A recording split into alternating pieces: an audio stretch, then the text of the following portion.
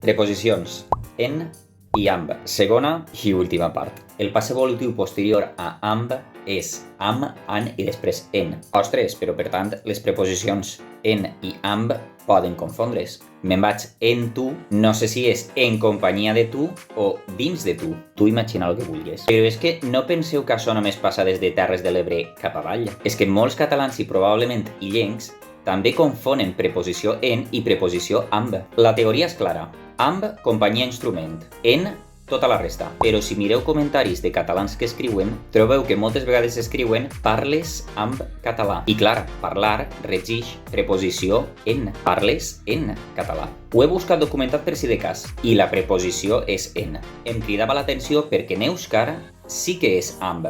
Euskaraz hitz egiten dut. Parle amb euskar. Gràcies a l'euskar, a partir de l'euskar, o per exemple, pensem en el teu gos, molts dirien pensem amb el teu gos. I clar, literalment el que estan dient és jo tinc mig cervell, el teu gos té mig cervell, entre els dos en fem un i llavors pense amb el teu gos. Pense en el teu gos, pense amb el teu gos. Per tant, confondre o simplificar dos preposicions oralment en una, com heu vist, no és un pecat. Però vaja, que a nivell col·loquial tampoc passa res. Au, cacau.